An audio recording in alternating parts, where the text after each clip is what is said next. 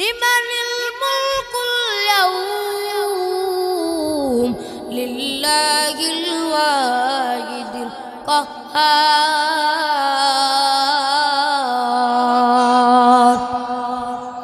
হাসরের ময়দানটা তত্তর করে কাঁপা শুরু করিয়া দিবে, সবাই চিল্লা চিল্লা শুরু করিয়া দিবে।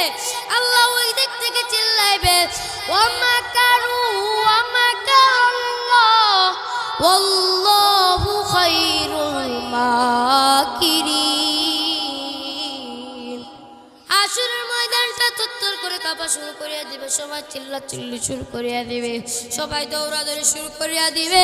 সূর্যের তাপে বান্দা তোমার শরীরটা ঘামতে শুরু করিয়া দিবে। শরীর ঘামতে ঘামতে কারোর পা পর্যন্ত পানি হয়ে যাবে, কারোর বুক পর্যন্ত পানি হয়ে যাবে, কেউ হাবুডুবু খেতে শুরু করিয়া দিবে। ও পদ্মার আম্মা জানেরা, শুনিয়া নেন শুনিয়া নেন, আপনারা যারা পদ্মা করে চলেন না, নবী আমার বলে আমার যেই উম্মতিরা পদ্মা করে চলে নাই, আমি নবী ওই হাসরের ময়দানে আমি নবীর কথা মতন আল্লাহ বিচার করবে। আর ওই নবী যদি একবার মালিকের কাছে বিচার দেয়, আর আমার আপনার কোনো উপায় থাকবে না। এই জন্যই বলতেছি, ও যুবক বাবাজিরা, এই যে যৌবনকালটা, এই যৌবনকালটা তোমরা নষ্ট করিও না, যুবককালটা নষ্ট করিও না। তোমাদের পায়েও ধরি হাতেও ধরি, তোমরা এই যুবককালটা নষ্ট করিও না। এই যুবক বয়সে একটা সেজদার এত দাম, এত দাম। ওই মুরব্বিকালে যা তুমি যত সেজদা দাও না কেন, ওই যুবককালে একটা সেজদার সওয়াবের কাছেও তোমার যাইতে পারবা না।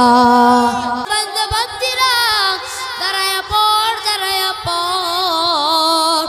হাসরের ময়দানটা আমি আল্লাহ এত কঠিন করিয়া বানাইব, আমি আল্লাহ মুমিনদের জন্য বানাইলাম আরো সাজিব, আর আমি আল্লাহ বেনামাজিদের জন্য, যারা নাফরমান মুশরিক মুনাফিক, আমি তাদের জন্য সূর্যের আলো তাদের জন্য বানায় রাখলাম।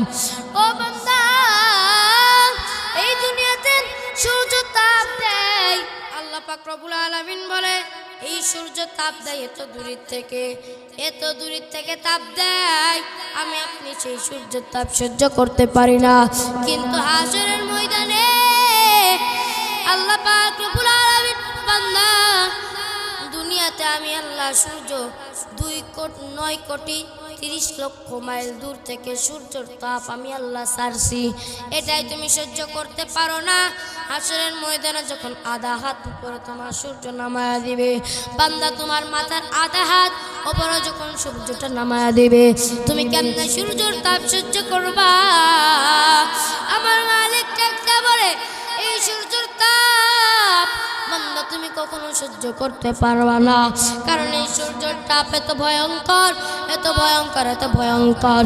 এই দুনিয়াতে আল্লাহ পাক রব্বুল আলামিন বান্দা বলছে, ও আমার বান্দা বান্দিরা শুনিয়া নাও, ও পদ্মার আম্মা জানেরা শুনিয়া নেন, আমার মালিক ডাক দিয়া বলে, যারা পদ্মা করে চলে না, যারা রাস্তা দিয়ে হাঁটে, যাদের চুলগুলো বেড়ে যায়, যাদের পদ্মা নাই মুখে, যাদের মুখগুলো দেখায় দেখায় পুরুষকে হাঁটে, আমার আল্লাহ ডাক দিয়া বলে হাসরের ময়দানে সূর্যের তাপ এত বাড়ায় দিবে। দুনিয়াতে সূর্য তার একটা মুখ ছাড়ছে, আর হাসরের ময়দানে সূর্যের যতটিক মুখ আছে, সূর্যের 12টা মুখই আমার আপনার মাথার আধা হাত উপরে ছাড়িয়া দিবে। ও পদ্মার আম্মা জানেরা, ও যুবক বাবাজিরা, শুনিয়া নাও, শুনিয়া নাও, ওই সূর্যের তাপে কি হবে? যারা পদ্মা করে চলে না, তাদের মুখের অবস্থাটা কি হয়ে যাবে? মুখগুলো পুড়িয়া যাবে, মুখগুলো পরে পরে তাদের ত্বকগুলো নিচে পড়তে থাকবে।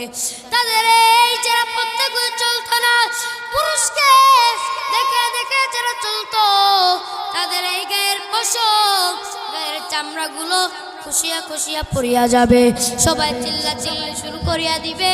আমার আল্লাহ পাক রব্বুল আলামিন হাসরের ময়দানে ওই সূর্যের তাপটা এত ভয়ঙ্কর দিয়া দিবে, বেনামাজি আলারা নামাজি আলা বান্দাদের থেকে আলাদা হইতে চাইবে না, নামাজি আলা বান্দারা আলাদা হইতে চাইবে না।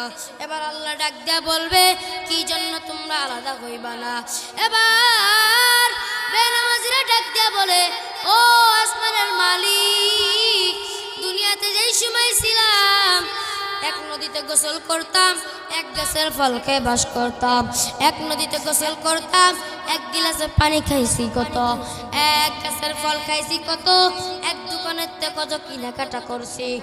এক ফ্ল্যাটে বাসা ভাড়া থাকতাম, একটা বিল্ডিং এ কত থাকতাম।